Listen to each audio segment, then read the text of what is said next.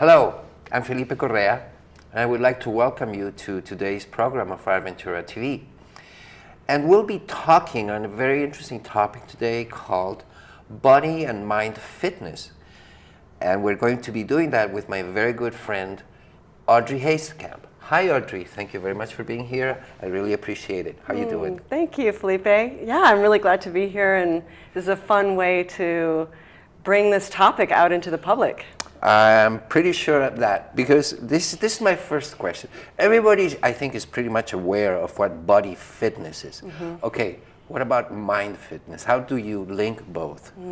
Well, I have a sense that any system is only as strong as its weakest link. Mm-hmm. So I can tune up my body, but unless I'm also accessing and tuning up my mental capacity and upgrading my nervous system and working in my life in a way that keeps my mind clear and active, that I can only be as strong as my weakest link. So body-mind fitness is about continuing to learn about my body, but also continuing to learn different subjects in my life, also accessing my own body intelligence and wisdom, and accessing all of those things that bring me into a sense of wholeness and wellness from a full spectrum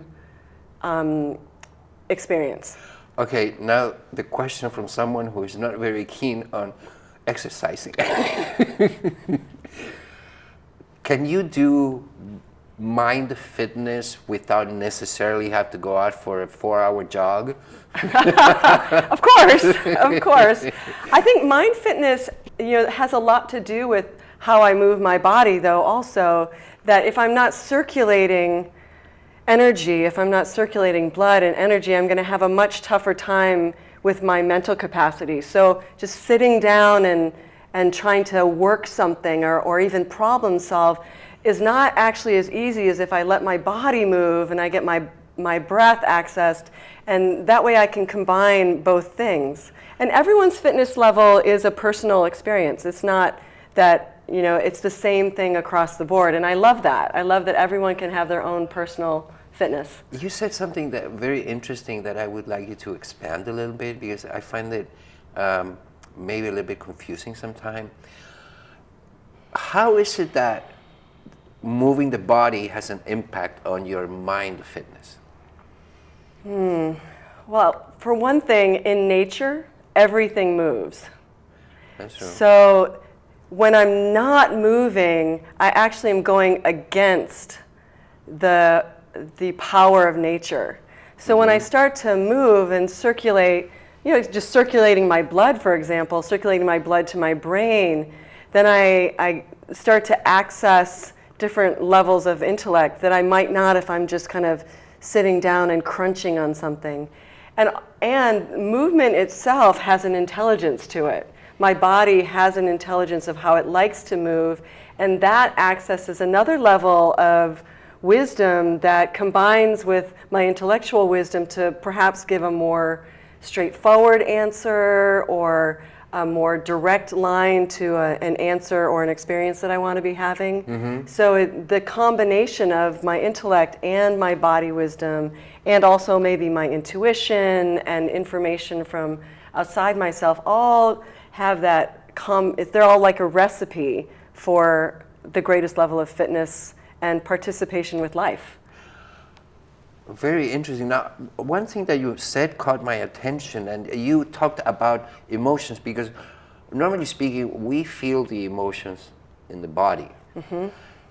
Can a simple movement actually impact the emotions I am feeling? Oh, absolutely. Yeah. Emotions or feelings are a body experience.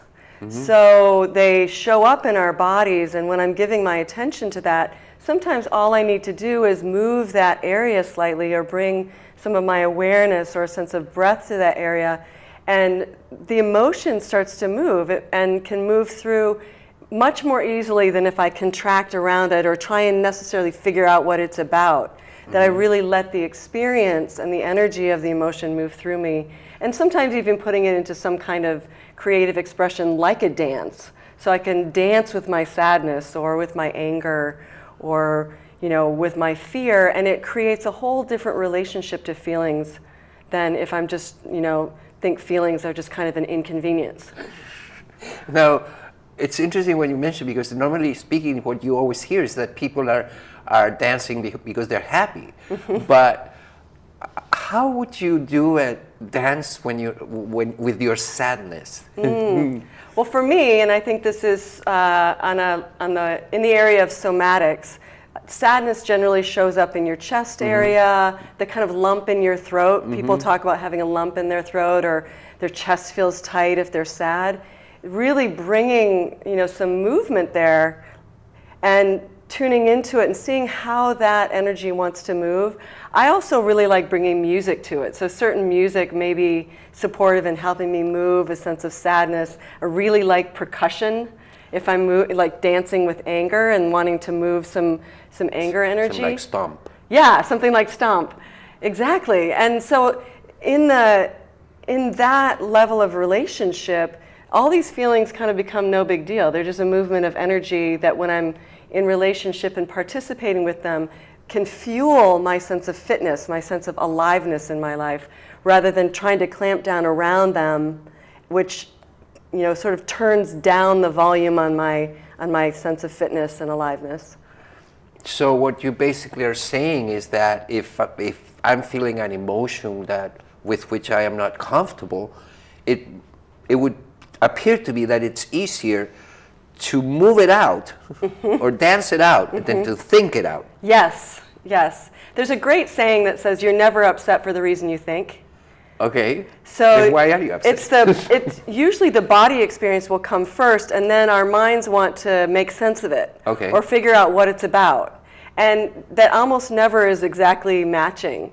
So if I can get as close to my actual sensations and feelings without saying, like, I'm mad about that you took my parking place, that might be what opened up the feeling, but that may not be exactly what I'm mad about. And knowing what you're kind of thinking what you're feeling about is not the same as actually feeling it and letting it flow through.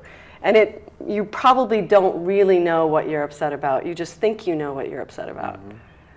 Okay, so how would you explain in simple words the concept of body wisdom?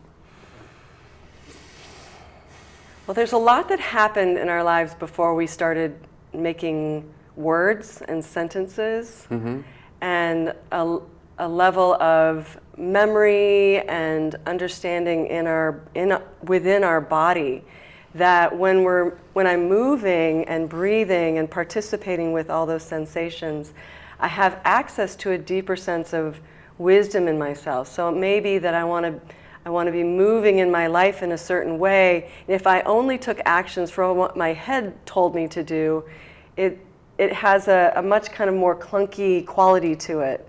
But when I listen to my body wisdom, when I ask a question within myself and listen to what my body is saying, then I often will get a more direct line to creating what it is that I really want.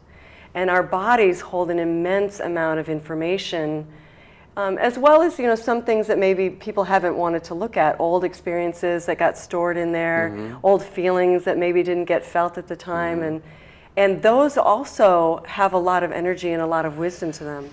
If someone wanted to tune into his body or her body wisdom, what kind of breathing should the person do to help, get the wisdom going or connect to the body wisdom? Can you show us an example of a breathing technique? Something simple. Something really simple. Yeah, I have learned from some of the breathing specialists in the world who I love so much. And the easiest thing is to begin to move from your pelvis. And I like to think of the pelvis like a really shallow boat. And so I want to kind of rock the boat. Most people say don't rock the boat. But I actually want to invite people to rock the boat of their pelvis just to begin to get movement in the spine. And then as that begins, letting the movement roll all the way up your spine and into a slight arch, and then all the way down the spine, kind of bringing your body into an easy letter C. So you inhale as you arch, and you exhale as you round. And most people, when they're not in touch with themselves, are not breathing and not moving. So as soon as that movement begins, particularly beginning in the pelvis and then up the spine, and adding the breath, then you get both a combination of making contact with your body because you're moving and making contact with yourself because you're breathing. And that gives people a lot of access to an intelligence that's beyond just their intellectual intelligence. That's amazing. And it's such a simple thing to do. I know. Sometimes the simplest things are the hardest thing to remember. That is so true. What other tip would you give us in terms of making sure that we are tuned both to our body and our mind fitness? We have one very important, which is breathing. Breathing. And then movement. Okay. So, and it can be exercise. You know, some people really love to go out and exercise. I'm one of those people that I kind of have to move to feel good in myself. Even if you don't love to exercise, even some really easy creative movements. So your joints in your body have a lot of space in them, or they have the potential for a lot of space in them. So even moving your joints in a kind of creative, unusual way versus what you might be doing if you're texting or on your computer, that if you start to open up and let things move in a way that has a sense of creativity to it, and then change it up, and then change it up, and then change it up, so that you're constantly in this inquiry as to how your body can move in a way that generates the most energy and aliveness and quality of kind of a direct contact with life.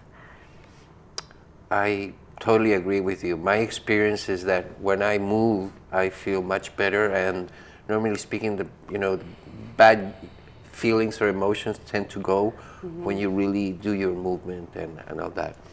Wonderful.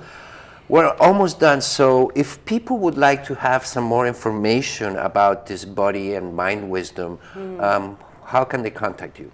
Wonderful. Well, I have a beautiful website called tallpoppyinc.com that people are welcome to go check out. They can also find me on Facebook at Tall Poppy Inc. And all of those places have great information about me and about tips that you can try on and see how they work for you. Okay. Well, thank you very much. I really appreciate it. I have so much fun talking to you today. And I also want to thank you for being with us today and look forward to seeing you again in Our Ventura TV. And I am Felipe Correa. Thank you very much.